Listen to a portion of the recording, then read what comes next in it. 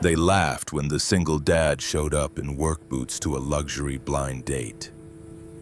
She smirked, made a joke about standards, then stood up and walked out laughing. He didn't argue, didn't chase her, just calmly finished his drink and stood. What no one there understood was how badly they misread the quiet man sitting across from her. This story isn't about dating embarrassment. It's about dignity being tested in rooms that measure worth by the wrong metrics. Before a decorated general freezes mid-step and raises his hand in salute, you need to see how invisible power really works and why some men choose shadows over spotlights even when the cost is steep. The laughter hung longer than it should have, the kind that pretends to be casual but lands with intent. A few heads turned away out of politeness. Others stayed fixed, curious how a man like him would react when dismissed so openly in a space designed to exclude him. Marcus Reed gave them nothing dramatic, just a slow breath and steady posture that suggested he'd survived worse judgment in places that mattered more. The chair slid back without noise, as if even the furniture respected the moment he chose to stand and reclaim what remained of an evening already fractured beyond repair.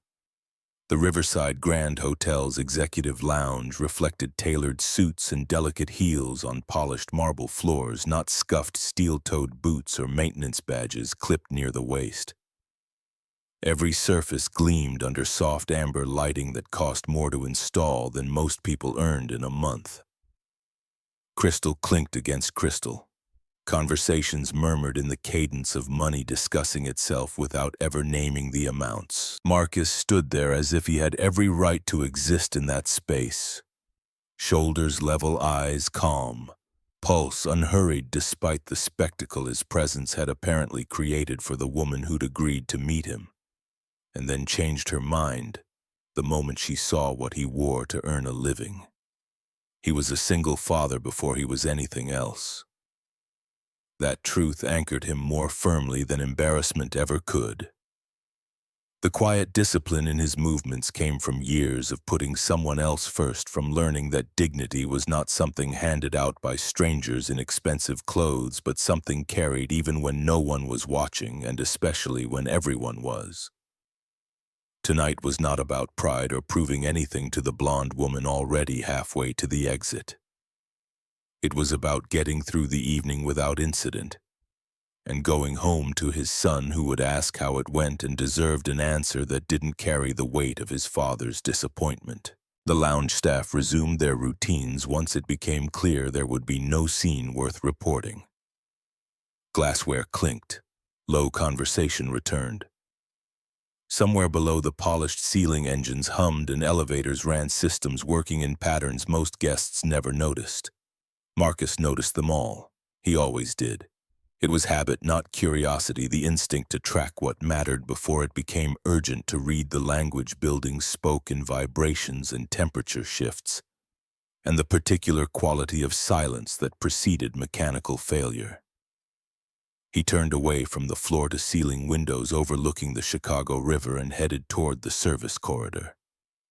The invisible spine of the hotel where the real work happened, and people like him kept spaces like this functioning while remaining carefully unseen by those who paid premium rates to never think about the infrastructure supporting their comfort. The contrast was immediate. Warm lighting faded into functional brightness. Carpets gave way to floors meant for traction, not beauty. This was where he was expected to be, where no one asked questions or laughed at the gap between what he wore and what they assumed he could afford. The badge at his waist granted access without ceremony. Doors opened because they were designed to, not because anyone thought he was important. Marcus preferred it that way. Important people attracted attention. Attention led to complications. Complications threatened the fragile balance he had built for his child. A balance made of predictable hours, steady income, and the kind of anonymity that let a man with his particular history disappear into ordinary work and ordinary days without having to explain where he'd been or what he'd done before fatherhood became the only mission that mattered. A folded drawing rested in his pocket, edges soft from being handled too often. Crayon lines, uneven letters, a small house, with smoke rising from a crooked chimney and two stick figures standing in front holding hands. One tall, one small, both smiling far wider than reality allowed, but representing something true nonetheless. He touched it briefly, not to reassure himself, but to remember why he stayed invisible even when the world underestimated him. That small piece of paper mattered more than any stranger's opinion. He'd learned that lesson the hard way in a hospital corridor 3 years ago, when a nurse handed him a newborn son and told him his wife wouldn't be coming home. That sometimes life demanded sacrifices no one saw coming, and the only response that mattered was deciding who you'd become in the aftermath. Upstairs, preparations continued for the Veterans Gala. Schedules tightened, security checkpoints adjusted. Speakers rehearsed words about service and sacrifice beneath chandeliers that cost more than most annual salaries. The irony was not lost on Marcus. It never was. Grand speeches were easier than quiet responsibility. He'd seen enough of both to know which one carried weight when everything else fell apart. The polished world above him would celebrate men who'd served and then return to lives where people like him remained functionally invisible, noticed only when systems failed or someone needed a door held open by hands that knew how to work without being seen. A flicker in the overhead lights drew his attention as he reached the maintenance control room. Barely noticeable, the kind most people would ignore or attribute to age and deferred upkeep. Marcus did not ignore it. He logged it mentally, already tracing possible causes, already thinking 3 steps ahead about what small problems whispered before they grew teeth. Small problems had a way of becoming catastrophic when dismissed by those too comfortable to care, and comfort, he'd learned, was the enemy of vigilance in any environment where people's lives depended on systems working exactly as designed. He keyed into the panel, running a routine check while the building breathed around him. Everything appeared normal on the surface. That meant nothing. Systems rarely failed loudly at first. They whispered. The trick was listening when everyone else was too busy or too certain to pay attention to the things that mattered most. Above him, laughter echoed again, this time from a different crowd. Unaware of how thin the line was between order and chaos, between the gala proceeding as planned and 300 people trapped in darkness wondering why nobody thought to check the fundamentals before staging an event that pushed every circuit to its limit. Marcus closed the panel and moved on, posture relaxed, senses alert. The night was not finished with him yet. It never was. Disasters announced themselves in whispers before they screamed, and he'd learned to hear what others missed during 10 years in places where missing signals meant body bags and grieving families, and the particular weight of knowing you could have prevented it if someone had just listened when you said the wiring looked wrong or the pattern felt off or something about this setup doesn't match the load calculations we need to stay safe. The gala would begin soon. Guests would arrive in formal wear and practice smiles.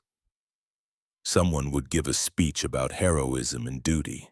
Marcus would remain below, monitoring systems, doing the work nobody celebrated until something went catastrophically wrong and they needed someone who knew what they were doing to fix it before the building burned or people got hurt, or the kind of failure that made headlines replaced the carefully curated narrative of success the hotel's management preferred to project. He checked his phone. A text from Mrs. Callahan, the neighbor who watched Dylan when late shifts demanded it. "All good here. He's drawing you another picture. Wants to know when you'll be home." Marcus typed back, "Around 11. Make sure he takes his inhaler before bed."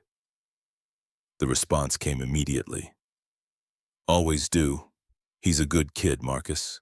The best, Marcus thought, but didn't type. Pocketing the phone and returning his focus to the work that kept food on their table and rent paid and Dylan's asthma medication covered by insurance. That came with jobs like this, jobs that required no explanations about the years before fatherhood concealed everything else. He stepped deeper into the service corridor, the sound of the lounge fading behind steel doors and concrete walls. The air changed down here, cooler and sharper, carrying the smell of cleaning solution and warm machinery. This was the part of the building that never pretended. Pipes ran where they were needed. Wires were exposed because function mattered more than appearance. He walked it the way some people walk their own homes, without hesitation, without fear, knowing every junction box and breaker panel and the particular quirks that came with aging infrastructure pushed beyond its original design parameters. The panel he'd just checked stayed in his thoughts. The flicker had been small, almost polite, but patterns like that rarely announced themselves without reason. He moved toward the secondary electrical room, boots steady on concrete, shoulders loose. No rush.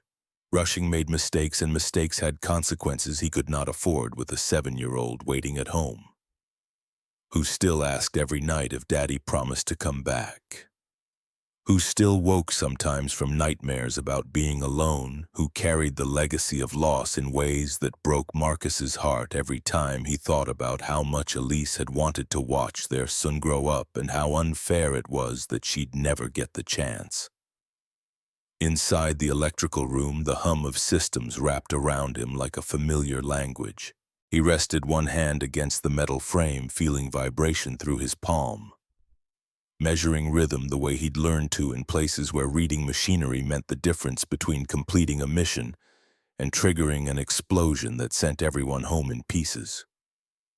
Everything worked, but not cleanly. Load distribution was uneven. Temporary setups from the gala were pulling more than they should. It was nothing management would worry about yet. It was exactly the kind of thing that grew teeth if ignored by people who measured risk in quarterly reports instead of worst-case scenarios. He adjusted a setting, then paused, considering whether to log it officially. Reports created paper trails. Paper trails created questions. Questions led to attention. Attention had a habit of dragging the past into the present, and the past was something Marcus needed to stay buried for Dylan's sake. He saved the data locally instead. A quiet compromise between responsibility and survival, between doing what was right and protecting what mattered most. A radio crackled nearby as security ran routine check-ins for the gala upstairs. Names were repeated, instructions echoed.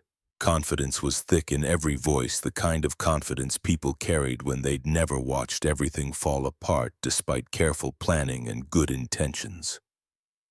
Confidence without awareness always bothered him. He'd seen where it led in a province whose name he didn't say out loud anymore, where commanders ignored warnings from specialists who knew better and soldiers paid for that arrogance with their lives. The service elevator doors slid open at the end of the corridor, revealing a cleaning cart and a young staff member nervously checking a clipboard. The kid looked up, clearly relieved to see someone who looked like they knew what they were doing. Marcus returned the nod and stepped inside, pressing the button for the lower maintenance level instead of the lobby.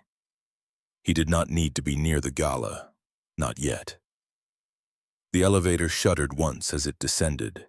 Just once. His hand lifted automatically, bracing against the rail muscles, reacting before thought caught up. The motion smoothed out, but the message was clear. The building was under strain, pushed harder than it should be, by people who thought infrastructure was invisible magic instead of carefully balanced systems requiring constant attention and respect. The doors opened again. The hallway was quieter here, almost peaceful. Storage rooms lined the walls. Emergency equipment sat untouched in its brackets, pristine from lack of use, because most people never thought about disasters until they were already happening, and it was too late to do anything except react and hope training mattered more than panic. Marcus checked the nearest kit, breaking the seal with practiced ease and resealing it properly after confirming everything was current and functional. Old habits did not fade. They waited. As he worked, fragments of the lounge replayed without permission. The laugh, the dismissal, the way Victoria Sterling had looked past him as if he were a temporary inconvenience instead of a person worth basic courtesy. It stung, but not the way it once might have. That version of him had burned away years ago, replaced by something harder and steadier. He'd learned not to confuse comfort with character, not to mistake polish for substance, not to let other people's shallow assessments determine his worth, when the only judgment that mattered came from a 7-year-old who thought his father was the best man in the world. Despite wearing work boots to dates and living in a 2-bedroom apartment that needed better heating, a vibration pulsed through the floor, subtle but wrong. He stilled, listening. The frequency was off, too sharp, the kind of signal that preceded failure in systems pushed beyond their limits. His jaw tightened. Somewhere above, something heavy shifted, followed by raised voices muffled by layers of concrete and steel. He moved toward the stairwell, not running but not wasting time either. This was how it always started. Noise, confusion, delay. People assuming someone else was handling it until the moment they realized nobody was, and the situation had already escalated beyond easy fixes. At the stairwell door he paused, hand hovering over the handle. The gala continued above, full of medals and speeches and polished certainty. Down here, the systems whispered warnings no one else was trained to hear or care about until catastrophe made ignoring them impossible. He straightened, centering himself, knowing exactly what he would do if those whispers turned into screams and people needed someone who understood how buildings worked to keep them from dying in the dark. He pushed the door open and started up the stairs, one measured step at a time, unaware that the path he was taking would soon place him in front of the very people who never thought to look his way, that tonight would strip away the invisibility he'd cultivated so carefully and force him to choose between the quiet life he'd built and the skills he'd spent 3 years trying to forget. Marcus climbed without hurry but without hesitation, each step placed with the same measured intent he brought to everything else. The stairwell smelled faintly of dust and metal, the kind of place most guests never saw unless something had already gone wrong and panic drove them toward exits they couldn't find in normal circumstances. Emergency lights cast long shadows across concrete walls. The echo of distant voices filtered down from above, louder now, sharper around the edges, carrying the particular quality that preceded problems most people wouldn't recognize until events forced recognition. By the time he reached the mid-level landing, the noise had changed. It wasn't laughter anymore. It was confusion layered over impatience, the sound of people who expected things to work because they always had. Who'd never learned that reliability was an illusion maintained by people like him working in places like this to keep systems functional, despite age and budget cuts and management decisions that prioritized appearance over substance. The door opened onto a service corridor that ran parallel to the main ballroom. Through a narrow window he caught flashes of movement and light. Guests in formal wear clustered in small groups, their practiced smiles beginning to show strain. Security personnel spoke into radios with clipped urgency, trying to sound calm while searching for direction that wasn't coming because the people who should have been coordinating had never actually prepared for real emergencies. Only the theoretical kind discussed in meetings that assumed competence without testing it. Marcus moved along the corridor, checking panels as he went. The story they told was clear to anyone who knew how to read it. A temporary power draw from the gala's staging equipment had overloaded a section meant to handle half that demand. Someone had signed off on it anyway, approved the setup without doing the math, or checking the specifications, or caring about what happened when you pushed old wiring past its rated capacity.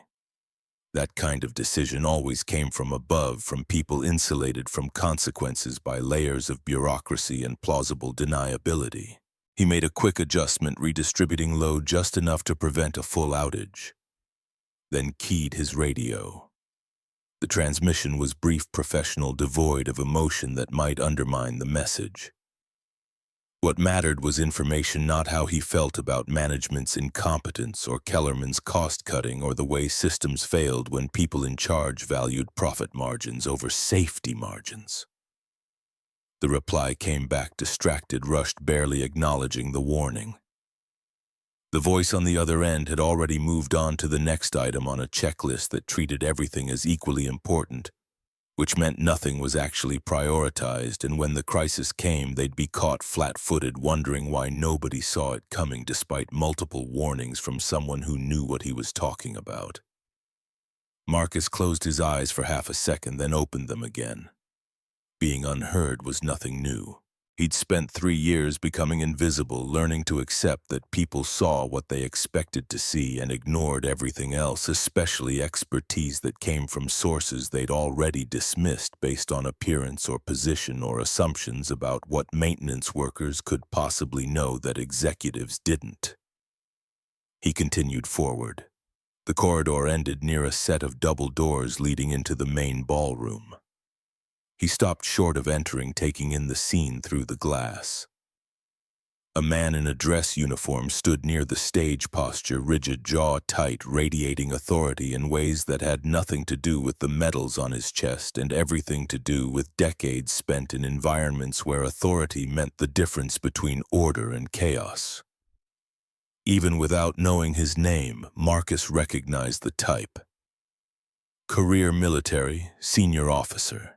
Someone whose entire identity was built on structure and hierarchy, and the belief that rank meant something in rooms where everyone else deferred to it automatically.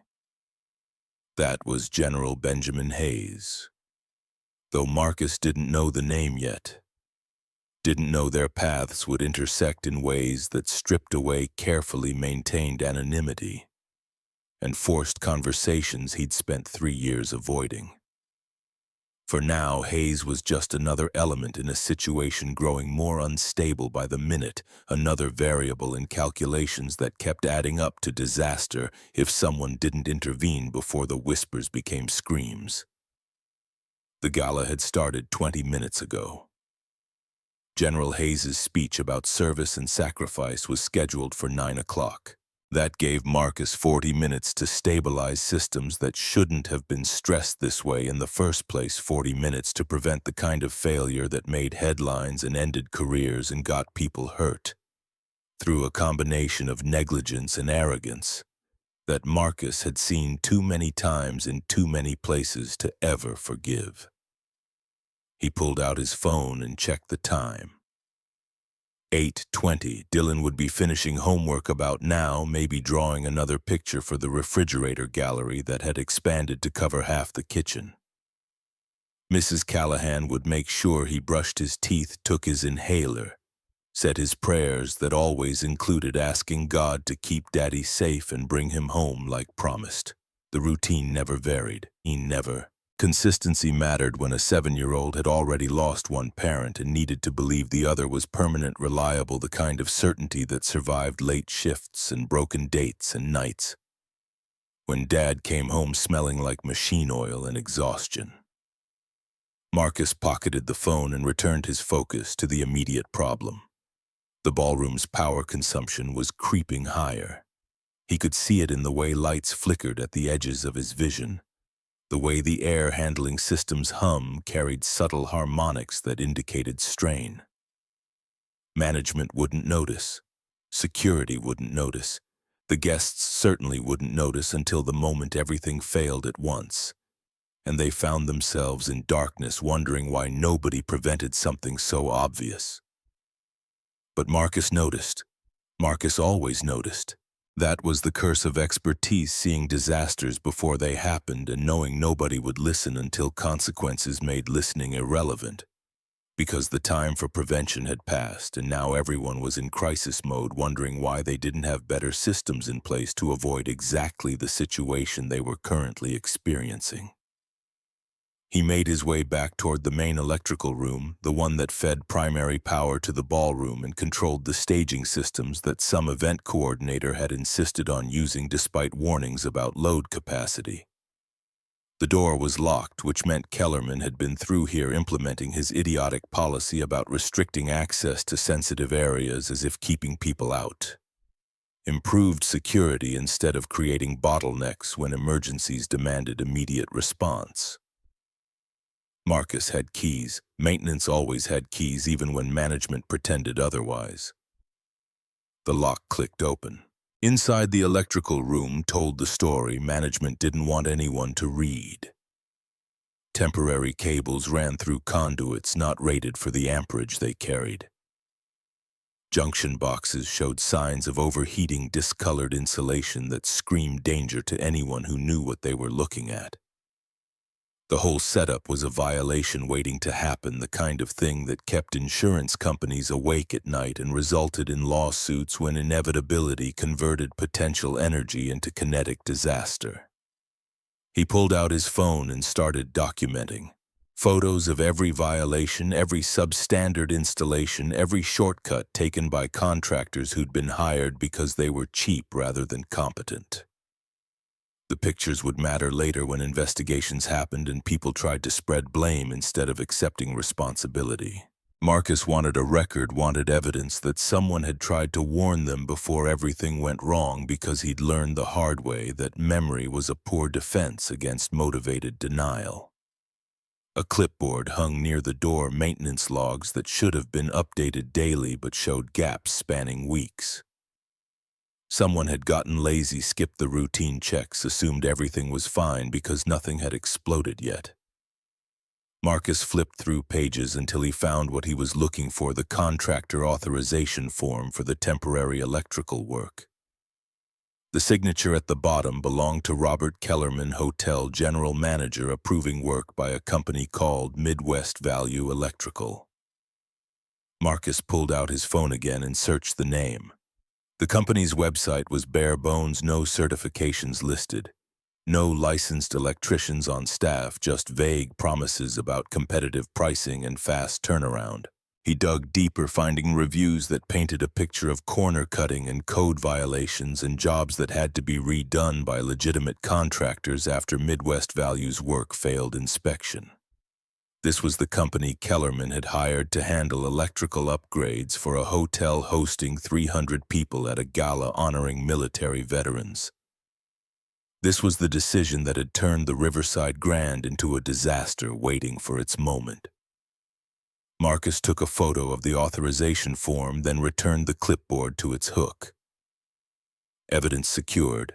Now came the harder part: deciding what to do with it. He could go to ownership directly, bypass Kellerman, present the documentation, and force an immediate shutdown of the gala before something catastrophic happened. That was the responsible choice, the one that prioritized safety over every other consideration. It was also the choice that ended his employment and blacklisted him from similar work in the hospitality industry, where managers protected each other and whistleblowers found themselves unemployable through quiet conversations and unofficial networks that made sure troublemakers never found steady work again. Marcus needed this job. Dylan needed the insurance that came with this job. Losing it meant losing access to the medications that kept his son breathing normally, the stability that let a 7-year-old sleep without nightmares, the fragile security that justified every compromise Marcus had made. To build a life that worked, even if it meant accepting invisibility as the price of safety. He stood in the electrical room, surrounded by evidence of negligence that would probably kill someone tonight or tomorrow or whenever the overloaded systems finally gave up, and weighed his son's future against the lives of people who'd never know his name or care that he'd tried to warn them. It was an impossible choice, the kind that had no right answer, because every option demanded sacrifices that shouldn't be asked of someone whose only crime was knowing what others didn't, and caring enough to speak up despite consequences. The radio crackled again. Security checking in, reporting all clear, completely unaware that clear was a temporary condition lasting only until physics asserted itself over optimism and the laws governing electrical systems. reminded everyone why codes existed and what happened when profit mattered more than safety. Marcus listened to their confident voices and felt the familiar weight of knowing things others didn't. Seeing disasters before they happened, carrying responsibility for outcomes he couldn't control because the people with actual authority had already decided his expertise was less important than their convenience. He made his decision. He would monitor systems personally throughout the gala, stay close to override switches, prepare evacuation routes in his head, and hope the combination of vigilance and luck prevented the worst-case scenarios currently converging toward reality. It wasn't enough. He knew it wasn't enough. But it was the compromise between responsibility and survival, between protecting strangers and protecting Dylan, between being the man he'd been trained to be and being the father his son needed him to be. Every morning when small hands reached for him and a sleepy voice asked what they were having for breakfast, Marcus locked the electrical room behind him and headed toward the ballroom, staying in the service corridors, maintaining his invisibility even as every instinct screamed that someone needed to stop this before people died. The gala was beginning. General Hayes would take the stage soon. 300 guests would applaud and never know how close they were to disaster, how thin the margin was between the carefully orchestrated evening they expected and the chaos waiting to consume them the moment someone flipped one too many switches or pulled one too many amps through wiring that was already screaming in frequencies only Marcus could hear. He found a position near the service entrance, where he could monitor both the electrical panels and the ballroom itself, where he could respond quickly if systems failed, where he could watch everything fall apart and maybe, just maybe, keep people alive through a combination of skill and preparation and the particular brand of competence that came from places where failure meant death, and expertise meant the difference between going home and not going home ever again.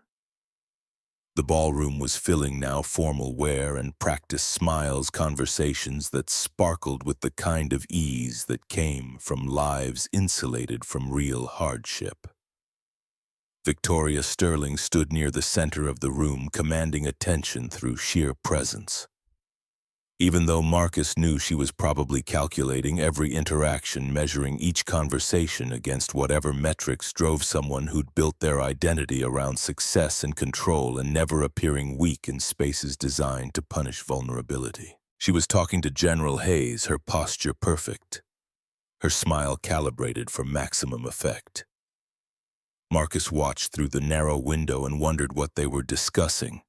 Whether contracts or strategy or the kind of networking that happened at events like this, where the real business happened in margins between speeches.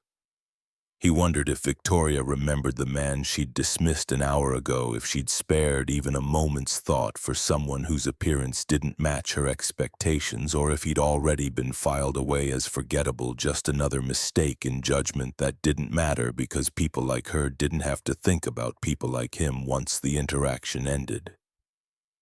The lights flickered again, more noticeably this time. A few guests glanced up, conversations pausing, then resuming when nothing else happened. Marcus's hand tightened on the radio. The whisper was getting louder. Soon it would be a shout. And then everyone would care, everyone would demand to know why nobody prevented this, why nobody saw it coming. Why the people responsible for safety had failed so completely to do the one job that actually mattered, when all the polish and planning couldn't overcome the fundamental reality that you couldn't push systems past their limits without eventually paying the price. He checked his phone one more time. A text from Mrs. Callahan. Dylan's asleep. Left the drawing on your pillow. See you in the morning. Marcus stared at the message, thought about his son, sleeping solely in their apartment while his father stood in a hotel that might burn tonight, that might collapse tonight, that might become the kind of tragedy people talked about for years, as an example of what happened when incompetence met negligence. And nobody with power cared enough to listen to warnings from sources they'd already dismissed. He thought about Dylan waking up tomorrow to news that his father hadn't come home.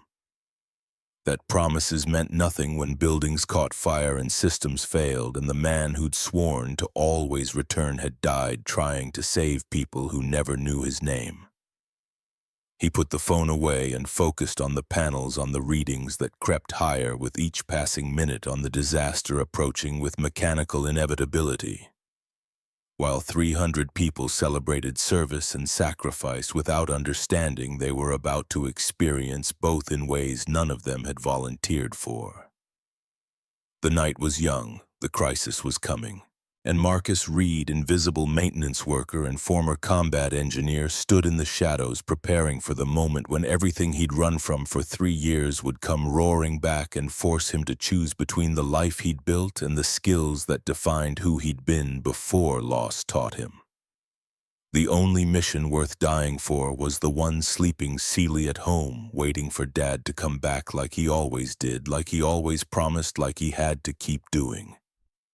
Because that was the one thing Dylan could count on in a world that had already taken too much. General Hayes reached the conclusion of his prepared remarks, voice carrying across the ballroom with the particular authority that came from decades commanding men in situations where words meant survival or death. Applause rippled through the crowd, polite but genuine, the kind reserved for speeches that touched something real beneath formality. Near the back of the room, Colonel Richard Moss began to rise from his chair. One hand gripping the table for support, the other clutching a cane that had become necessary after age and service had extracted their combined toll on joints and balance. Marcus saw it happen through the service entrance window. The way Moss's face went gray, the way his grip loosened on surfaces that suddenly couldn't hold him. The way his body forgot how to stay upright and gravity became the only force that mattered. The collision with the floor carried the specific sound of meat and bone hitting marble, the sound Marcus had heard before in places where falling meant something worse than embarrassment, and nobody laughed because everyone understood how quickly bodies stopped working when systems failed. The ballroom froze in that particular way crowds do when something goes wrong in public, everyone uncertain whether to help or look away, whether intervention would be welcomed or intrusive, whether someone else was already handling the situation so they could remain comfortable in their seats and let professionals deal with unpleasantness that interrupted carefully orchestrated evenings. Moss lay on his side, not moving, chest rising and falling in the shallow rhythm that preceded cardiac arrest when hearts decided they'd worked long enough and the warranty expired without warning. Marcus didn't think. Thinking wasted seconds Moss didn't have. The service door opened under his palm hinges, designed for silence so staff could move through spaces without disturbing guests, who paid premium rates to never see the machinery that kept their comfort functioning. His boots found marble cross-distance, measured in heartbeats rather than steps, dropped him to one knee, beside a man whose pulse was already fading into the kind of nothing that became permanent if someone didn't intervene in the narrow window between crisis and casualty.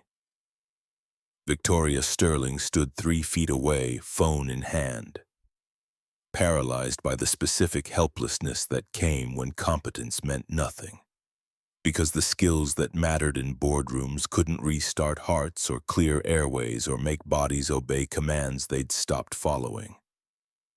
Her mouth opened, closed, opened again without producing sound. Around her, other guests remained frozen, waiting for someone to fix the situation so they could return to their drinks and conversations, and the carefully maintained illusion that bad things happened elsewhere to other people. Marcus's hands moved through assessments drilled so deeply into muscle memory that conscious thought was optional. Airway clear, breathing inadequate, circulation failing. The steps unfolded automatically, procedures learned in classrooms where instructors used words like golden hour and preventable death, and explained why hesitation killed more people than ignorance ever did. Colonel Moss's chest felt hollow under his palm ribs, more fragile than they should be. the architecture of age and service collapsing inward under compressions that had to be hard enough to circulate blood but gentle enough to avoid snapping bones that would puncture lungs and convert one emergency into two. His voice cut through the silence with specific authority that bypassed doubt and triggered compliance in people trained to recognize command when they heard it. The words were simple, direct, absent of anything that might be mistaken for request or suggestion. Nearby faces turned toward him, some registering confusion that maintenance staff was speaking with such certainty. Others responding to tone before processing content. Because authority was authority regardless of who carried it or what uniform they wore when exercising it. General Hayes materialized at the edge of Marcus's peripheral vision, drawn by the disruption and held by something in how the man kneeling beside Moss moved with practiced efficiency that suggested training beyond anything hotels taught their maintenance crews. Hayes had spent 40 years around military personnel, knew how they carried themselves under pressure. Recognized the particular economy of motion that came from environments where wasted movement meant wasted lives. Something about this situation felt familiar in ways Hayes couldn't name yet, but registered nonetheless in instincts honed through decades of command. Marcus counted compressions maintained. Rhythm ignored everything except the immediate problem of keeping blood moving through vessels that had stopped circulating on their own. Moss's color was wrong, the gray deepening toward blue, the transition that marked oxygen debt accumulating toward permanent damage. Time compressed into heartbeats, each one measured by Marcus's hands against a chest that refused to restart on its own. That required external force to maintain the minimum function necessary to prevent brain death, while someone located the equipment that might shock muscle back into coordinated contraction. The security guard returned carrying a yellow box marked with lightning bolts and stick figures demonstrating proper pad placement. Marcus took it without looking up, broke the seal, powered the device while maintaining compressions with one hand. In the kind of multitasking that came from practice nobody acquired in peaceful circumstances. The automated voice began its instructions calm and mechanical, designed to walk untrained bystanders through procedures Marcus could perform in his sleep, because he'd done it dozens of times in places where AEDs didn't exist. And improvisation meant the difference between saving someone and watching them die. He positioned the pads with precision that spoke to familiarity beyond casual training. The AED analyzed rhythm, found something salvageable, charged its capacitor while announcing shock, advised in the bland tone programmed to avoid panic. Marcus cleared the immediate space with a glance that made people step back without conscious decision, placed his hands on surfaces the electrical current wouldn't travel through, pressed the orange button that sent voltage through Moss's chest in controlled violence, meant to reset circuits that had fallen out of sync. Moss's body convulsed, once muscles contracting in ways they weren't designed to, then relaxed back into stillness. That might be death, or might be the temporary pause before life decided whether to continue. The AED resumed analysis, declared rhythm restored, instructed to continue monitoring. Marcus checked pulse manually, found something present but thready, good enough for now, good enough until paramedics arrived with equipment and medications that exceeded what a maintenance worker should have access to in civilian settings. He looked up and found General Hayes watching with expression that combined assessment with growing recognition, the kind that preceded questions Marcus didn't want to answer. Their eyes met briefly, long enough for Hayes to register something familiar in how Marcus carried himself, how he'd moved through the emergency with practiced calm. That suggested this wasn't his first cardiac arrest, wasn't even his 10th. That somewhere in his history was training that explained competence beyond what job description or appearance indicated.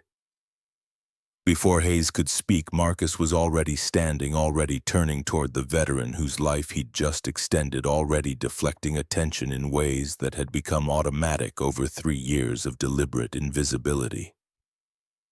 The ballroom had started breathing again, conversations resuming in lowered voices, crisis contained enough that people could return to their comfort zones and file the incident underhandled rather than catastrophic. Marcus melted back toward the service entrance, feet carrying him away from recognition before questions could form and destroy the careful anonymity that protected everything he'd built since deciding fatherhood mattered more than any other identity. Hayes took 2 steps forward, voice carrying just far enough to reach Marcus before the service door cleared. The question was simple, direct, the kind that demanded answer even when silence would be safer. Marcus paused at the threshold, spine straight, shoulders level, presenting the kind of bearing Hayes had seen 10,000 times in 10,000 subordinates who'd learned how to stand at attention even when circumstances didn't require it. The answer came carefully measured, providing minimum information necessary, while avoiding anything that might invite follow-up or deeper inquiry into qualifications that would raise questions about how a facility's maintenance technician knew advanced life support procedures and moved through medical emergencies like someone who'd done it professionally.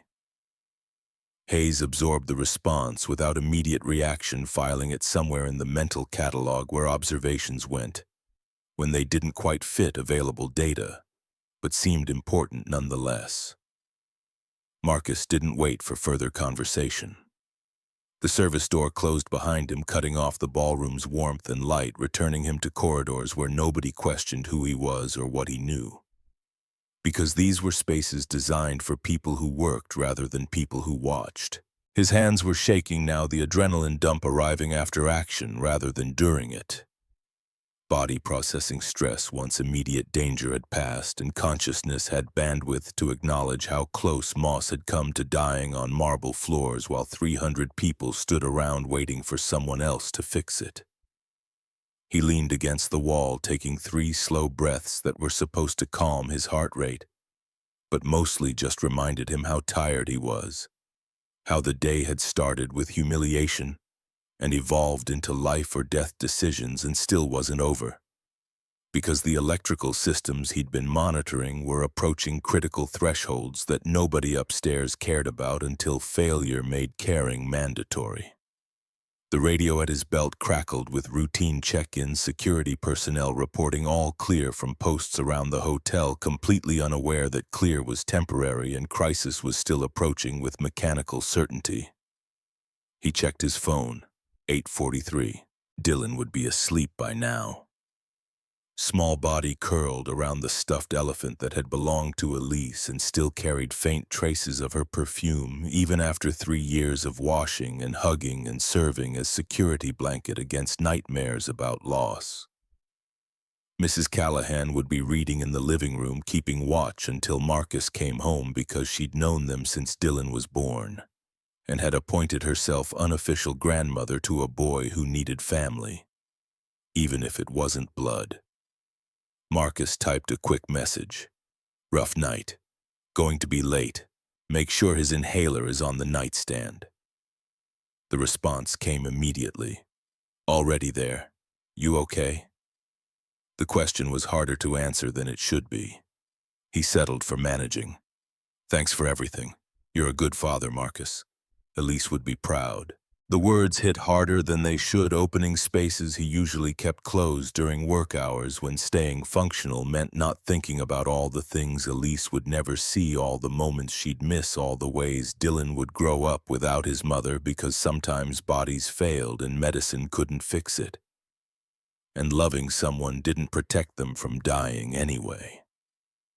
He pocketed the phone before sentiment could overwhelm discipline, before the weight of single parenthood could paralyze him when the building needed his attention, and 300 people depended on systems staying functional, even if they didn't know it. The lights flickered again longer this time, dimming toward complete failure before recovering with the kind of reluctance that indicated reserves depleting faster than anyone upstairs wanted to acknowledge. Marcus pushed off the wall and moved toward the main electrical room at pace that suggested urgency without broadcasting panic.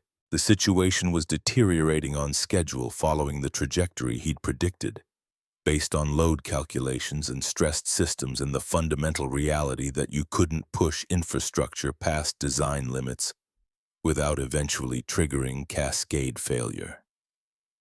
Inside the electrical room, the evidence was impossible to ignore for anyone who knew what they were looking at. Temperature gauges showed red. Voltage fluctuations had moved from occasional to constant.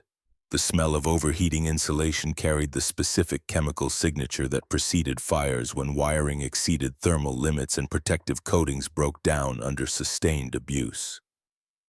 Marcus ran quick calculations in his head, weighing options that ranged from immediate shutdown to carefully managed power reduction that might buy enough time to finish the gala before catastrophe struck.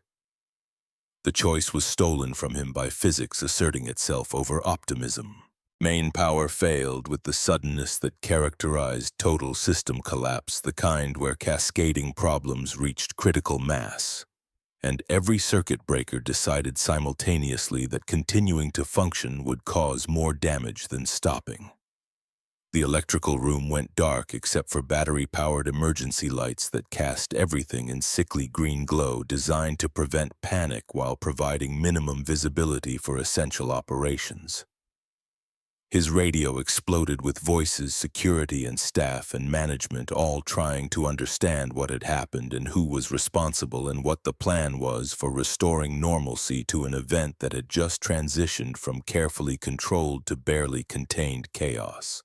Marcus ignored them, focusing on the panels that would tell him how bad the damage was and whether restoration was possible or if the building's electrical infrastructure had just suffered failure requiring days of repair work and professional contractors who actually knew what they were doing. The assessment took 90 seconds. Long enough to confirm his worst fears, short enough that he could still intervene before the situation degraded from crisis to catastrophe. The main feed was intact, but the distribution system had failed at multiple junction points. Overwhelmed by load it was never designed to carry, he could reroute through secondary systems, provide emergency lighting and minimum HVAC, but full restoration would require repairs beyond what he could accomplish during a gala with 300 people trapped in darkness wondering why the hotel couldn't keep the lights on. Footsteps approached from the corridor, angry and purposeful. The particular cadence of someone looking for someone else to blame for problems they'd created through incompetence and arrogance. Robert Kellerman burst through the doorway, face flushed tie, loosened every gesture, screaming rage, looking for target. His voice preceded understanding accusations flying before he'd even processed what Marcus was doing or what the panels indicated about who was actually responsible for the failure everyone upstairs was currently experiencing. Marcus didn't look up from the board, hands moving through reconfigurations that required fuse and precision that emotional outbursts couldn't interrupt.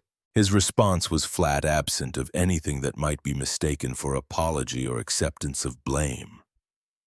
Being projected toward him by someone whose decisions had created this situation, and who lacked either the integrity to acknowledge responsibility or the expertise to understand what was actually happening beyond. Lights going out during his carefully planned event.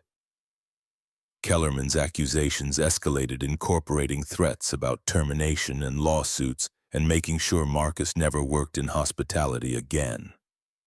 The standard arsenal of weapons weak men deployed when competence challenged their authority. And they had nothing left except hierarchy and promised consequences that might or might not materialize depending on whether reality aligned with their narratives. Marcus continued working, routing power through systems designed for different purposes, sacrificing non-essential functions to maintain life safety equipment. and exit lighting that would prevent panic from becoming stampede. The ultimatum came wrapped in certainty that Marcus would comply, because subordinates always complied when management spoke, and the alternative was unemployment and loss of everything he'd worked to build. Kellerman's voice carried that particular smugness that came from never having experienced real consequences, never having been in situations where decisions mattered beyond quarterly reports and customer satisfaction scores, never having seen what happened when incompetence met disaster. And people died because someone prioritized ego over expertise. Marcus stopped working, turned, met Kellerman's eyes with expression that carried weight accumulated from places Kellerman couldn't imagine and wouldn't survive if he found himself there. The words were quiet, controlled, absent of inflection that might suggest negotiation was possible, or that Marcus gave a damn about threats from someone whose authority was purely procedural, and meant nothing when measured against the immediate requirement of keeping people alive through a crisis that person had created. The response was simple, direct, devastating in its complete dismissal of everything Kellerman represented. Fire me tomorrow if you need someone to blame. Tonight I'm going to keep people from dying in your hotel. Now get out of my way before you make this worse. Kellerman's mouth worked, processing rejection of hierarchy that wasn't supposed to be possible, that violated every assumption about how relationships worked between management and maintenance staff. His face cycled through colors, settling on red that suggested either apoplexy or the beginning of understanding that some situations transcended organizational charts. And in those moments, competence mattered more than title. He left without further comment, footsteps retreating down the corridor in pattern that suggested wounded dignity searching for somewhere safe to nurse itself. Marcus returned to the panel, rerouting final connections that would restore minimum lighting to the ballroom and hallways, enough to prevent panic, while he figured out whether the building could sustain even reduced load, or if total shutdown was the only option. The work required 10 minutes of focused effort, 10 minutes during which anything could happen upstairs. 10 minutes he couldn't spare but had to invest, because half measures in electrical work killed people more reliably than bullets ever did. Upstairs, the ballroom had descended into controlled chaos. Emergency lighting provided enough illumination to prevent stampede, but not enough to restore normalcy or convince guests that everything was under control and they should remain seated while staff addressed the situation. Conversations had that particular edge that preceded panic, voices rising in volume as people demanded answers nobody could provide, because the person who actually understood what was happening was 3 floors down. Rewiring systems in ways that violated every code and safety standard but might prevent the building from burning down.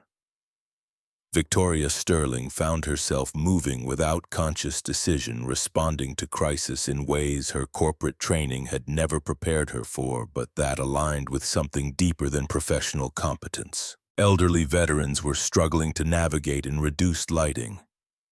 Some disoriented, others frightened in ways that suggested the darkness triggered memories of situations where darkness meant danger and threat and the possibility of dying before sunrise.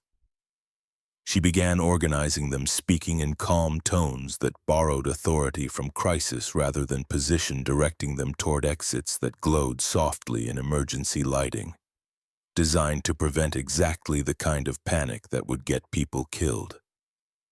General Hayes had taken position near the stage, using his command presence to maintain order in room that wanted to dissolve into individual panic, but responded to authority figure projecting confidence even when the situation didn't justify it. His orders were clear, specific, designed to give people concrete actions instead of leaving them paralyzed by uncertainty. Stay calm, move slowly toward exits, follow staff instructions.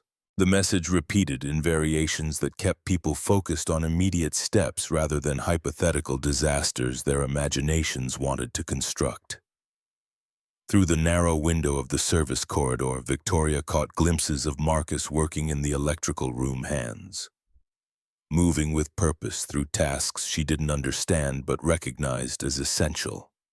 The man she'd dismissed 2 hours ago was currently the only reason 300 people weren't trapped in complete darkness wondering if the building was on fire and they were about to die in catastrophe that could have been prevented if someone in authority had listened to warnings from sources they'd already decided didn't matter. The realization hit with force that nearly staggered her. She'd judged him by appearance, dismissed his competence based on clothing and job title, and assumptions about who mattered in spaces designed to celebrate people like her while rendering invisible people like him. He'd absorbed her contempt without protest, finished his drink, left the lounge, and then spent the evening working to prevent disaster. She'd contributed to through indifference to infrastructure she'd never thought about. Because it always worked and someone else was responsible for making sure it continued working. Marcus emerged from the electrical room and headed toward the ballroom, moving through corridors with practiced efficiency that suggested familiarity beyond casual employment. Victoria watched him enter through the service door, scanning the room with expression that combined assessment with calculation, identifying problems and formulating solutions while everyone else was still processing that something had gone wrong. His voice carried across the space when he spoke, not loud but clear, projecting authority that made people listen despite having no official role in the emergency unfolding around them. The instructions were specific, actionable, designed to move people safely without triggering panic that would make orderly evacuation impossible. Elderly and mobility limited toward the north exit where staff could provide assistance. Everyone else through west stairwell in controlled groups that wouldn't overwhelm capacity or create bottlenecks where crushing became real possibility. No elevators under any circumstances, because elevator shafts were death traps during building failures, and people who ignored that warning began statistics. Victoria found herself following his instructions, organizing groups, maintaining calm through combination of presence and specific direction that gave people something to focus on besides their fear. She worked alongside security personnel who deferred to her because she projected confidence, even though she had no more training for this situation than they did. The difference was she'd spent the last hour watching Marcus work and absorbing through observation how competence operated under pressure. How authority derived from expertise rather than position, how leadership meant making decisions that prioritized outcomes over ego. The evacuation proceeded with efficiency that surprised everyone except Marcus, who'd planned for exactly this scenario and positioned resources in advance. Because preparation was the difference between controlled crisis and catastrophic failure. Groups moved through exits in steady stream, elderly veterans supported by younger guests who'd found purpose in helping others instead of focusing on their own discomfort. The ballroom emptied in 15 minutes faster than anyone had right to expect, given the circumstances and the demographic skewing elderly with mobility challenges. Marcus remained at the bottleneck point near the west stairwell, directing traffic with gestures that required no verbal reinforcement, making instant decisions about who went through which exit, based on factors only he was tracking, because everyone else was too focused on their immediate situation to process the larger pattern. Victoria watched him work and understood with sudden clarity that this wasn't improvisation, wasn't luck, wasn't someone rising to the occasion through accident of circumstance. This was expertise deployed by someone who'd done this before in places where the stakes were higher and the consequences of failure were measured in body counts. The lights flickered again, dimmer now, reserves depleting toward complete failure. Marcus's expression tightened fractionally, only signal that something was wrong beyond what everyone could already see. He keyed his radio, speaking in shorthand that security wouldn't understand, but that conveyed urgency to anyone trained to decode compressed communication designed for situations where bandwidth was limited and clarity was survival. Smoke began filtering through ventilation systems, thin at first, then thicker, carrying the specific smell of electrical fire where insulation burns and creates toxic compounds that kill through inhalation before flames ever reach you. The situation had escalated from power failure to active emergency, from inconvenience to legitimate threat, from something that could be managed to something that required immediate evacuation before the building became uninhabitable or worse. Marcus shifted priorities, instantly abandoning carefully controlled evacuation in favor of getting everyone out now, through whatever route was fastest. His voice carried new edge command rather than suggestion, authority that transcended his position because survival didn't care about organizational charts. And when buildings burned, the person who knew how they worked mattered more than anyone who signed paychecks. The message was simple: move. Faster, stay low. Exit the building immediately through any available route. Don't stop for belongings or comfort or anything except getting outside before smoke became toxic and fire became inferno. General Hayes appeared at Marcus's elbow, asking what was needed, offering assistance without question or doubt, because 40 years of command had taught him to recognize competence and defer to expertise when someone clearly knew what they were doing. Marcus gave him specific tasks, directing Hayes to clear the north corridor and make sure no one remained in back rooms where they might be forgotten during evacuation that was rapidly devolving from organized to desperate. Hayes moved without hesitation, gathering security personnel and directing them with same authority he'd used, commanding battalions, voice cutting through chaos with certainty that made people respond before they'd consciously processed his instructions. Within 5 minutes, the main floor was clear, everyone either outside or in stairwells heading toward exits accounted for and moving in directions that led away from smoke and fire. And the increasing possibility that the Riverside Grand was about to become headline news for all the wrong reasons. Marcus did a final sweep of the ballroom, checking behind curtains and under tables and in all the spaces where people might hide during panic or collapse during medical emergency. The room was empty except for abandoned purses and phones and the detritus of interrupted celebration, evidence of how quickly normalcy could fracture when systems failed and comfort became liability. He turned toward the exit, satisfied everyone was clear, and stopped when radio traffic indicated problem on second floor, where some elderly veterans had become separated from main group and needed assistance reaching exits through smoke that was thicker there because heat rose and carried toxins upward into spaces people thought were safer because they were farther from ground floor. The decision required no conscious thought. He redirected toward stairs leading upward toward danger everyone else was fleeing, toward situation that violated every survival instinct except the one that insisted no man left behind was more than slogan, was code. That survived transition from military to civilian life. Because some values transcended context, and abandoning people to save yourself was moral failure regardless of whether uniforms or rank made it official. The second floor hallway was visibility near zero. Smoke thick enough that breathing required shirt pressed over face, and movement meant feeling along walls. Because sight was useless in conditions designed to make rescue impossible. Marcus's training asserted itself over circumstances, procedures drilled so deeply that conscious thought was optional when muscle memory and practice could navigate situations that would paralyze people who'd never had reason to prepare for buildings trying to kill them. Voices called from somewhere ahead, elderly and frightened, asking if someone was coming, if help was real. If they were going to die here, forgotten while everyone else escaped to safety. Marcus followed sound through darkness, hands. Finding doorframe that led into conference room where 3 veterans huddled near windows that wouldn't open.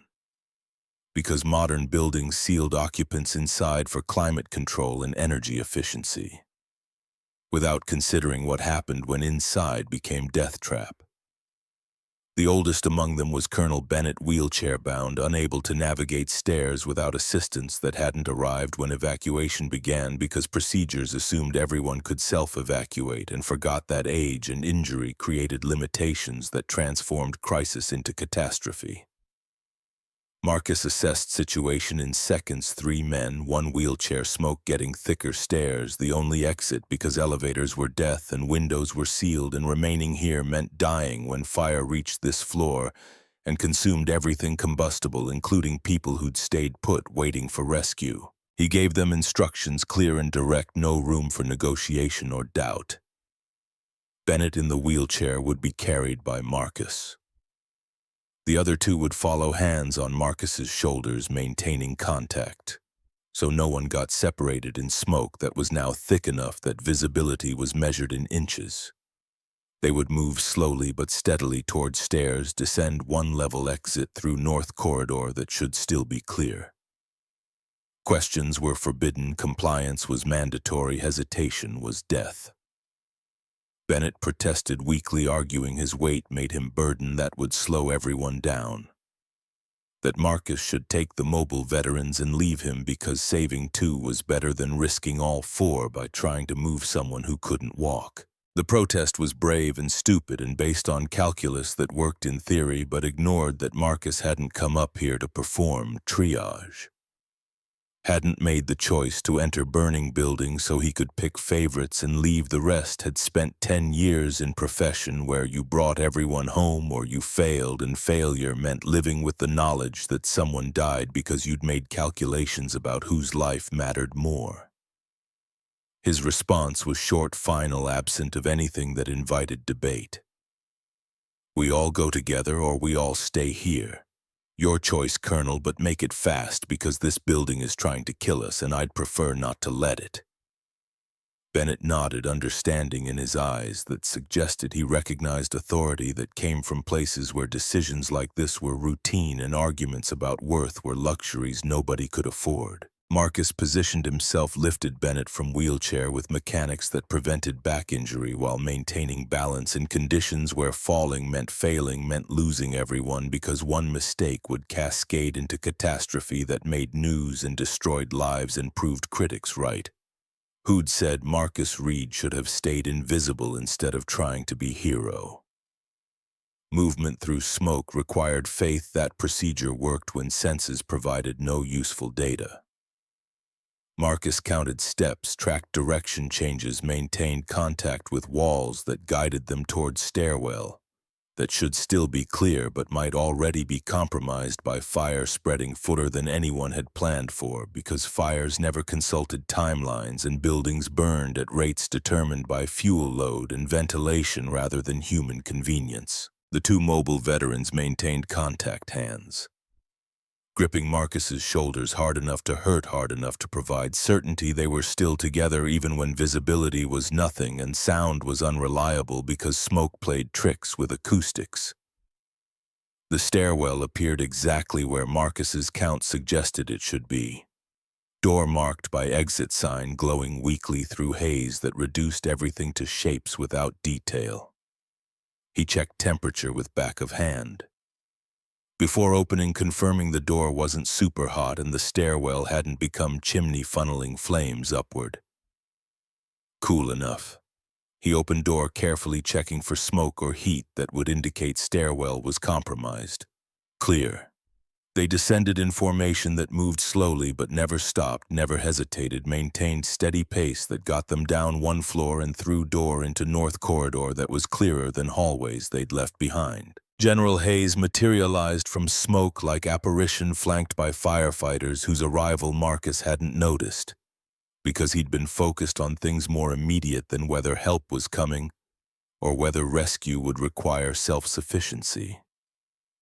Hayes took charge of the mobile veterans, directing them toward exits, while firefighters relieved Marcus of Bennett's weight and carried him toward safety with efficiency that came from professional training and equipment designed specifically for situations like this. Marcus stood in corridor, breathing air that was clearer but still toxic, processing the fact that everyone was safe and the building hadn't killed them despite best efforts. And somewhere in the chaos, he'd crossed line between invisible maintenance worker and person who did things worth noticing. Hayes was watching him with expression that combined relief with calculation recognition, dawning that the man who'd saved Moss's life and directed evacuations and just carried 3 veterans through smoke was someone worth knowing more about than name and job title suggested.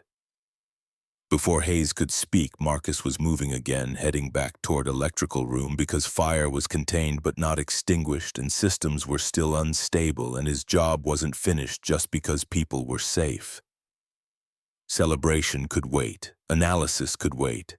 Questions about who he was and where he'd learned to function like this could wait. Right now, the building needed someone who understood its bones and could keep it from collapsing, while firefighters dealt with flames and paramedics dealt with casualties and everyone else dealt with shock of evening that had fractured beyond repair. The electrical room showed damage that would require days to fix properly, weeks to bring everything up to code, months to address all the violations that Kellerman's corner cutting had created.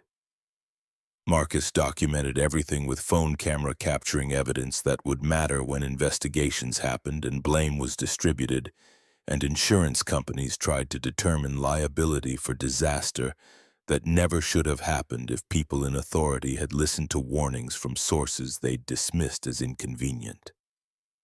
He worked through the night stabilizing what could be stabilized, shutting down what couldn't, marking systems as hazardous, so contractors wouldn't electrocute themselves trying to restore power without understanding which circuits were safe and which ones were traps waiting to kill. The work was methodical, solitary, exactly the kind of task Marcus had spent 3 years convincing himself was enough. All he needed was sufficient contribution to justify existence that had become smaller and quieter and more carefully controlled with each passing month. Outside, dawn approached with the specific quality of light that followed disasters when exhaustion made everything surreal and perspective shifted. Because normal had shattered and couldn't be reassembled from fragments scattered across night that felt like it would never end. Marcus emerged from the building to find General Hayes waiting near the service entrance, posture suggesting he'd been standing there a while, that waiting was choice rather than accident. Their conversation was brief. Hayes asking questions, Marcus answered with minimum detail necessary, providing name and position and nothing else. Because more information meant more questions, and questions led places Marcus had spent 3 years avoiding. Hayes listened with attention that suggested he heard things beyond words, patterns in how Marcus spoke and moved and carried himself that triggered recognition Hayes couldn't quite place but knew mattered in ways that would become clear when he had time to think instead of react. The night was ending, but the story wasn't finished. Wasn't even close to resolution, because what happened next would determine whether Marcus's careful invisibility survived crisis, or whether saving people meant exposing himself in ways that couldn't be undone and forced confrontation with past. He'd spent 3 years trying to forget while building future that required everyone to forget he'd ever been anyone except the quiet maintenance worker who kept buildings functional and never caused problems and remained safely invisible to people who might ask questions he didn't want to answer. The sun broke over Chicago's skyline with the particular quality that followed sleepless nights' light, arriving as proof that time continued despite everything that had fractured in darkness. Marcus stood near the service entrance, shoulders carrying weight that had nothing to do with Colonel Bennett, or smoke inhalation, or the physical toll of hours spent navigating crisis. The weight was older, accumulated across 3 years of deliberate invisibility, now stripped away. Because saving people meant being seen, and being seen meant answering questions he'd spent considerable effort avoiding. General Hayes approached with purpose that suggested this wasn't casual conversation, wasn't chance encounter between 2 people who happened to be outside at dawn. His eyes held assessment that went beyond gratitude, recognition forming from patterns he'd observed throughout the night, pieces assembling into conclusion that Marcus could see coming and couldn't prevent without walking away right now. and never returning, which would solve nothing because Hayes was the kind of man who investigated inconsistencies and wouldn't let this drop until satisfaction replaced curiosity. The question came direct, absent of preamble that might soften its impact. Where did you learn to do what you did tonight? The words were simple, but the weight behind them suggested Hayes already knew the answer's shape was just confirming details that instinct had provided when watching Marcus work through emergencies with competence that transcended civilian training. Marcus could have deflected, could have offered vague responses about first aid courses and on-the-job experience, could have maintained the careful fiction that maintenance workers naturally knew advanced life support and building evacuation, and how to carry wheelchair-bound veterans through smoke without panicking. The lie would have been thin enough to tear under minimal scrutiny, but might have bought time to disappear before deeper investigation revealed truths that carried consequences Marcus had spent 3 years insulating Dylan from experiencing. But standing there in dawn light with body too exhausted for sustained deception, and mind too tired to maintain careful distance between past and present, Marcus made different choice.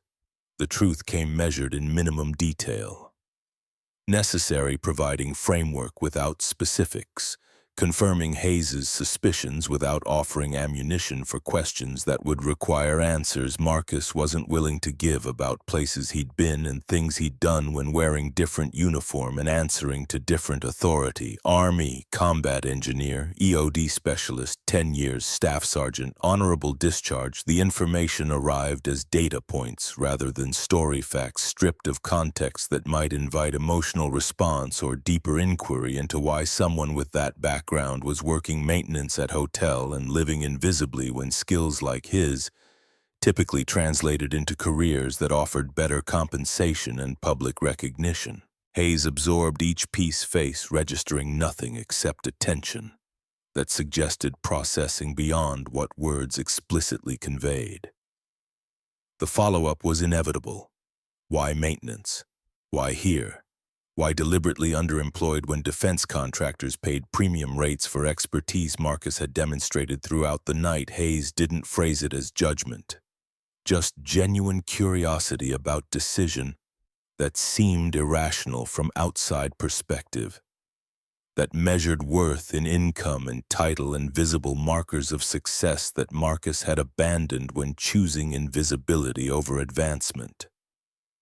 Marcus looked toward parking lot where emergency vehicles were departing, crisis contained enough that professional responders could return to stations and wait for next disaster. His voice carried weight accumulated from hospital corridors 3 years ago, when nurse handed him infant son and explained his wife wouldn't be coming home, because sometimes medicine failed and love wasn't enough to keep people alive. When bodies decided to stop functioning. I have a 7-year-old son. He needs stability more than I need career advancement.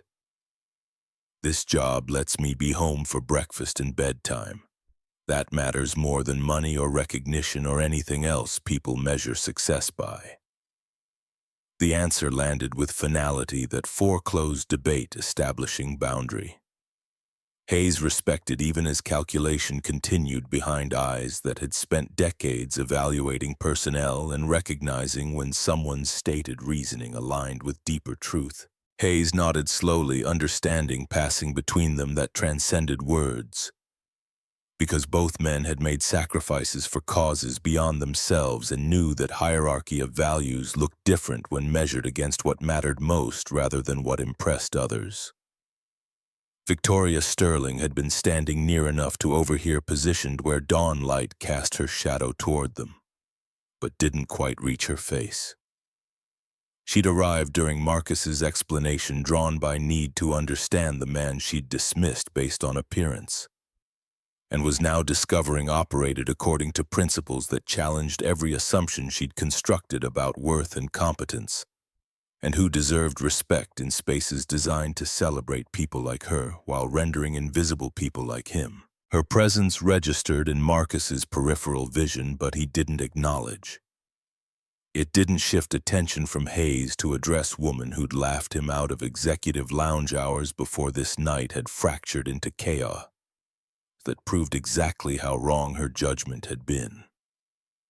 Victoria absorbed this dismissal without protest, recognizing it as consequence she'd earned through behavior that now felt inexcusable in light of everything that followed. Hayes' extended hand grip firm but not crushing, contact brief but genuine in ways that suggested respect rather than performance. "Thank you for what you did tonight. You saved lives, prevented catastrophe, demonstrated leadership that honored your service and everything it represents." Marcus accepted the handshake, released it, stepped back to re-establish distance that Hayes was trying to close through gratitude that felt too much like recognition Marcus didn't want. His response was automatic, deflecting praise towards circumstances rather than accepting it as reflection of character or skill. "I did what needed doing. Anyone with proper training would have done the same." The false humility irritated Hayes in ways his expression couldn't quite hide. "No, not anyone. You moved through crisis with competence that comes from experience most people never acquire and wouldn't survive if they did. That matters whether you acknowledge it or not." Before Marcus could respond, hotel ownership emerged from main entrance, flanked by fire marshal and insurance investigators, whose presence indicated that accountability phase had begun and someone would pay for disaster that never should have happened if people in authority had listened to warnings from sources they deemed unworthy of serious consideration. The owner recognized Marcus, immediately approached with expression combining relief and calculation, gratitude mixed with awareness that this particular maintenance worker now possessed documentation and testimony that could destroy hotel's reputation if handled incorrectly. The conversation was brief, professional, transactional in ways that made clear this was negotiation rather than simple thanks. Kellerman had been terminated effective immediately, his negligence too blatant to defend and too well documented to deny. The contractor authorization forms bore his signature. The cost-cutting directives came from his office. The ignored warnings were logged in Marcus's reports.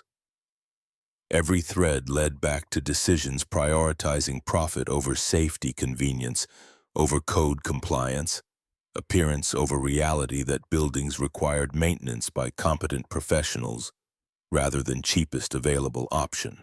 The owner offered Marcus promotion to Director of Safety and Facilities, substantial raise, authority to implement whatever changes he deemed necessary to prevent recurrence of tonight's near catastrophe. The offer was generous by any metric, recognition that Marcus's expertise was asset worth retaining, and that losing him to competitor or lawsuit would compound disaster into catastrophe that destroyed hotel's reputation beyond repair. Marcus listened without interruption, face revealing nothing about whether the offer interested him or meant anything beyond confirmation that crisis had temporarily inverted hierarchy and given him leverage he'd never sought and didn't particularly want. When the owner finished, Marcus requested time to consider, deflecting immediate decision in favor of space. To think without audience and pressure that came from people watching, to see how invisible maintenance worker responded to sudden visibility and opportunity to transform circumstances through acceptance of recognition he'd spent 3 years avoiding. The owner agreed, providing contact information and emphasizing that offer remained open, as long as Marcus needed to decide that hotel valued his expertise and wanted to retain him regardless of title or compensation structure. The message was clear: name your price, accept.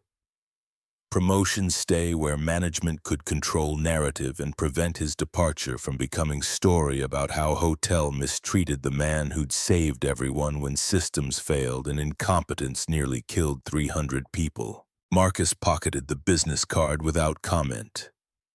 neither accepting nor refusing, maintaining ambiguity that prevented commitment while preserving option to decline if that served Dylan better than advancement that came with visibility. Marcus had deliberately rejected when choosing fatherhood over career that demanded more than he could give while still being present for 7-year-old, who needed him more than buildings needed another facilities director. The gathering dispersed as dawn fully established itself. Emergency responders departing, hotel staff beginning damage assessment, guests who'd been displaced finding transportation to other accommodations, while Riverside Grand underwent repairs that would take weeks and cost more than Kellerman's cost-cutting had ever saved. Marcus remained near service entrance, exhaustion finally asserting itself now that adrenaline had depleted and body was demanding rest it hadn't received in 20 hours of continuous crisis management. Victoria approached from his blindside footsteps, deliberate enough to announce presence without startling him. Her voice carried different quality than it had in executive lounge armor stripped away to reveal something more human beneath polish. That usually concealed vulnerability she'd learned to hide in spaces that punished any display of weakness or uncertainty. The words came slowly, carefully chosen, absent of justification or excuse that might dilute apology she owed for judgment that had been wrong in every way that mattered. I need to say something.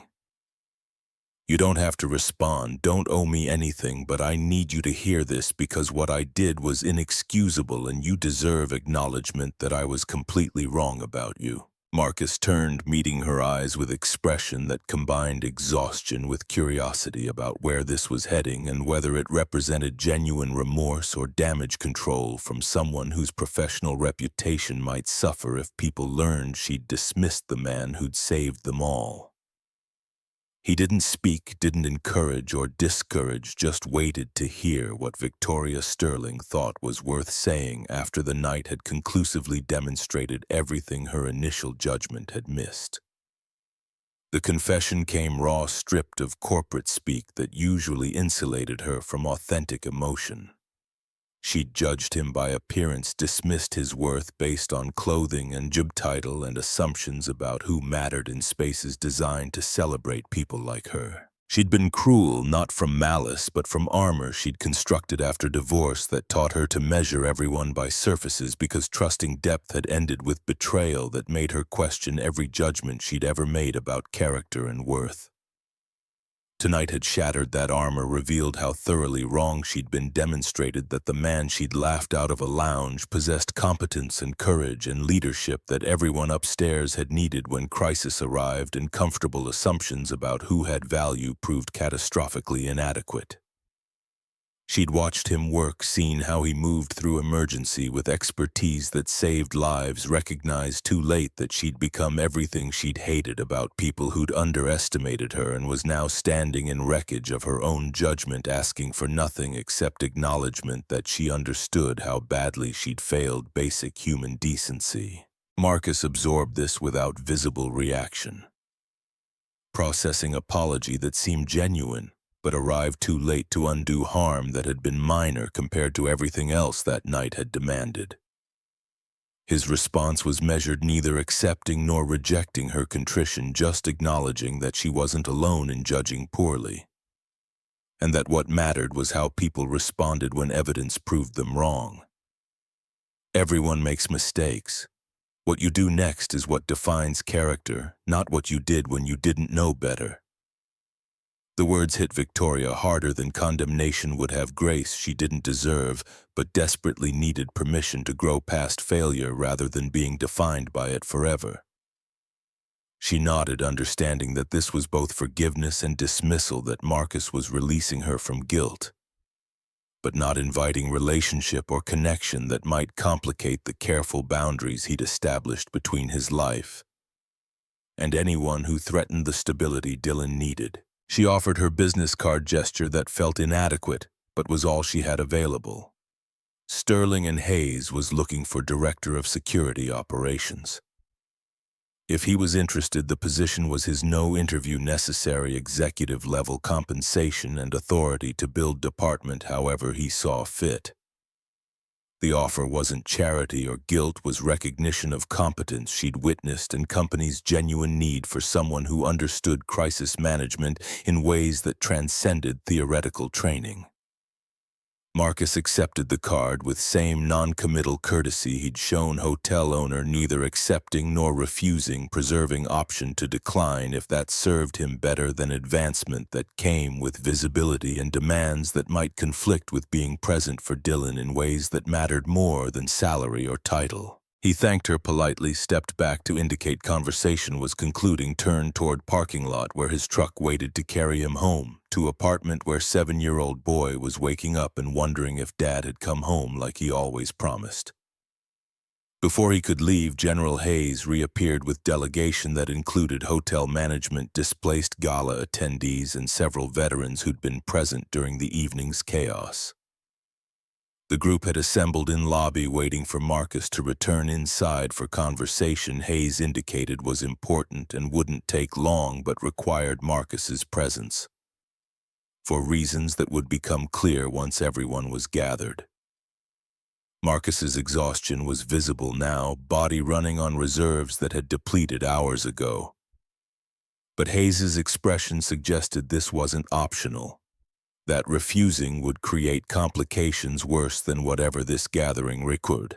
He followed Hayes back inside through main entrance instead of service corridors, crossing threshold into spaces where guests belonged and staff remained invisible unless crisis demanded otherwise. The lobby had been hastily organized into assembly that suggested ceremony rather than casual conversation. Veterans stood in formation that spoke to military background, even when age and civilian clothing obscured the discipline that still governed how they carried themselves. Hotel staff lined walls, security personnel positioned near exits, management clustered near front desk where they could observe without dominating space that belonged to others. Hayes positioned himself at center, commanding attention through presence that required no formal announcement. His voice carried across lobby with authority that silenced ambient conversation and focused everyone's attention on words he'd clearly prepared during the time Marcus had been outside processing offers he hadn't asked for and didn't particularly want. The speech acknowledged what had happened, how close disaster had come, how many lives would have been lost if not for competence and courage demonstrated by someone most people in the room had never noticed until crisis forced recognition of worth that had been invisible when measured by conventional metrics.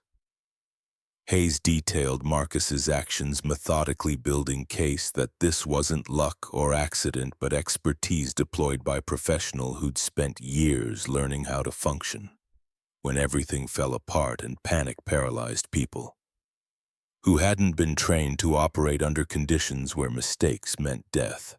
Then Hayes revealed what Marcus had spent 3 years keeping private, information that recontextualized everything people had witnessed and transformed him from maintenance worker into something else entirely. Staff Sergeant Marcus Reed, United States Army, combat engineer, explosive ordnance disposal specialist, 10 years service, Bronze Star, honorable discharge. Single father who'd left military career to raise his son after tragedy. Took his wife and left him sole parent to child who needed him more than country needed another soldier.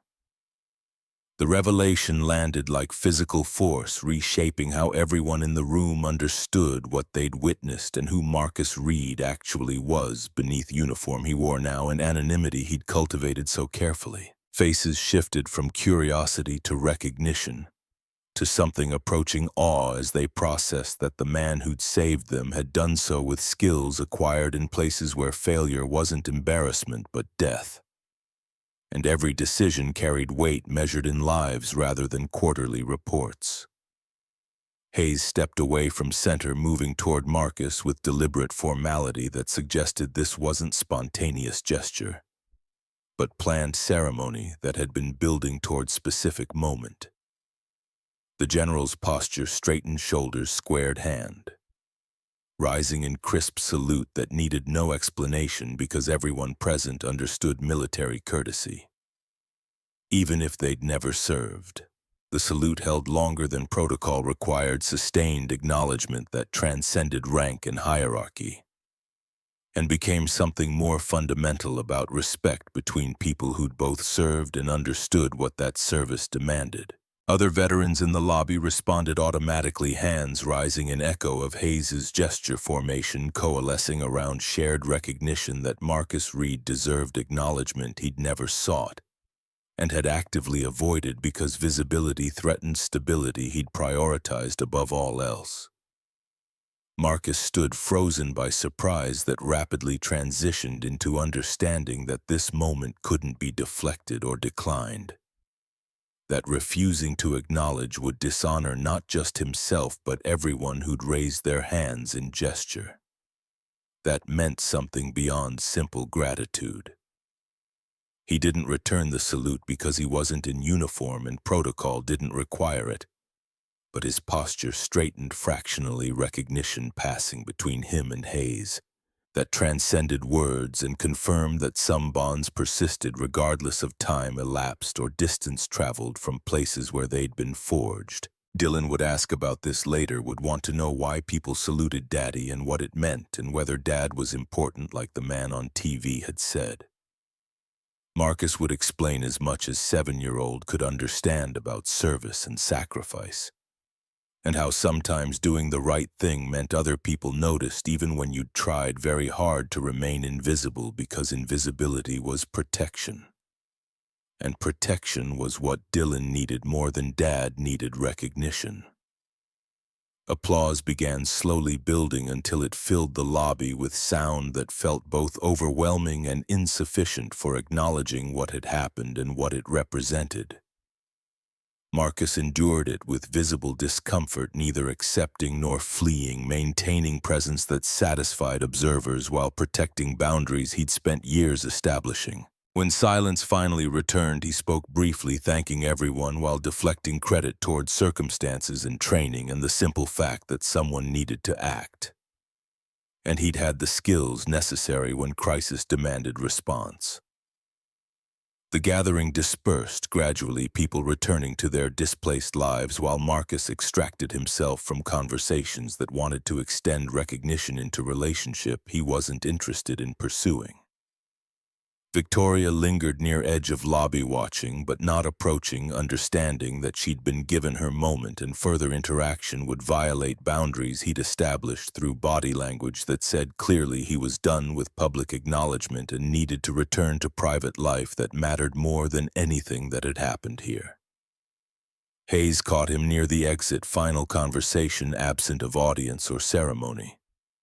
The general's offer was simple, presented without pressure or expectation that Marcus would accept. Defense contractors needed people with his expertise. Training positions, consulting work, crisis management roles that paid well and offered flexibility around family obligations that took priority over everything else. The offer came with contact information and timeline that extended indefinitely because good people were worth waiting for, and Hayes understood that decisions affecting children required careful consideration rather than immediate response.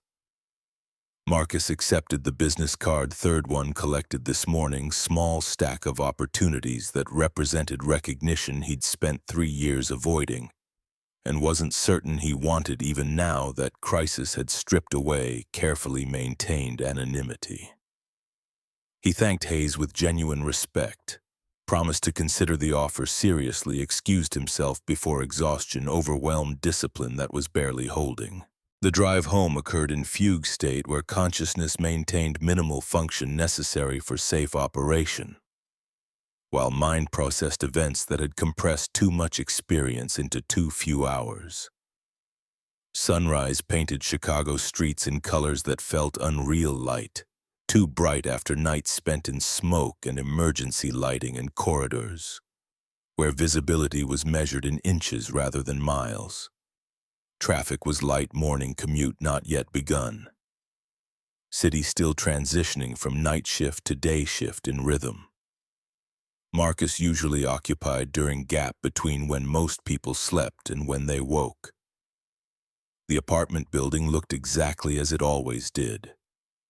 Familiar to point of invisibility shelter that had become home through repetition rather than any particular attachment to structure that housed, but didn't define the life he'd built for Dylan. Miss Callahan's car was in its usual spot. Confirmation she'd stayed through the night as promised, maintaining routine that helped 7-year-old believe world was stable even when Dad's work schedule became unpredictable. Dylan was awake when Marcus entered, small body wrapped in blanket on couch where cartoons played at low volume. The boy's face transformed when he saw his father, fear that had been carefully hidden, releasing into relief that Dad had come home like he always did, like he always promised, like Dylan needed to believe would continue happening forever. Because losing one parent made the possibility of losing the other unbearable even when reason said Dad was just at work and would return safely. Marcus crossed the room, lifted Dylan into embrace that felt like coming home after deployment to places that couldn't be discussed, places that had taught him exactly how much separation cost when measured in small faces that aged years during months apart. Dylan wrapped arms around his neck with grip that suggested he'd been more worried than he'd admitted, that reassurances from Mrs. Callahan hadn't fully convinced him that Dad was safe. When news reported fire at hotel where Dad worked, and nobody could confirm whether maintenance staff had been injured. Mrs. Callahan appeared from kitchen with coffee and understanding expression, asking no questions about why Marcus looked like he'd survived disaster, just providing caffeine and space for whatever conversation needed to happen between father and son who'd been separated longer than either preferred. She gathered her belongings, confirmed Dylan had eaten breakfast, mentioned there was fresh drawing on Marcus's pillow, excused herself with efficiency that came from years of being exactly the kind of help single parents desperately needed. Marcus sat with Dylan, drinking coffee that was too hot, but woke him up enough to function through conversation about why Dad looked tired and smelled like smoke and had been gone all night when he'd said 11 o'clock, and it was now almost 8 in the morning. The explanation came carefully calibrated for 7-year-old understanding, emphasizing that people had needed help and Dad had skills to help them, and sometimes work took longer than expected. But Dad always came home eventually because nothing mattered more than being here for breakfast and bedtime and everything in between. Dylan accepted this with wisdom that suggested he understood more than Marcus gave him credit for. Had already processed that Dad's job sometimes involved danger. Because adults tried to hide things, but children noticed tension and overheard conversations and drew conclusions that were frequently more accurate than comfortable. He asked if Dad was a hero like the man on TV had said, voice carrying hope that his father was special, even if specialness came with risks that terrified 7-year-old, who'd already lost too much. Marcus pulled his son closer, considering how to answer question that had no simple response. Because hero meant different things depending on who was using the word and why. He settled for truth that felt manageable. I helped people who needed help.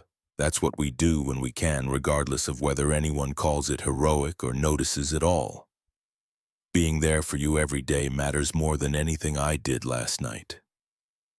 The answer satisfied Dylan in ways that elaborate explanation wouldn't have. Confirmation that Dad valued being Dad above everything else, and nothing that happened at work would change priority that had governed their lives since Mom died and world became smaller but safer through Marcus's deliberate choice to prioritize presence over advancement. They made pancakes together, Dylan's favorite rhythm, familiar enough to be comforting after night that had stripped away too many familiar things, and left Marcus uncertain about what happened next and whether the invisibility he'd cultivated could survive exposure that had come from saving lives in ways that demanded recognition he'd never wanted. The business cards were in his pocket, opportunities that represented different future than the one he'd been building, paths that led away from careful anonymity toward visibility that came with complications he wasn't certain Dylan needed in life, that worked even if it looked small by conventional metrics. But that decision could wait until exhaustion didn't cloud judgment, until he'd had time to think about what mattered and what success looked like when measured against 7-year-olds' needs rather than adult ambitions. For now, there were pancakes to flip and cartoon to watch and small hand to hold while they ate breakfast in an apartment that was home.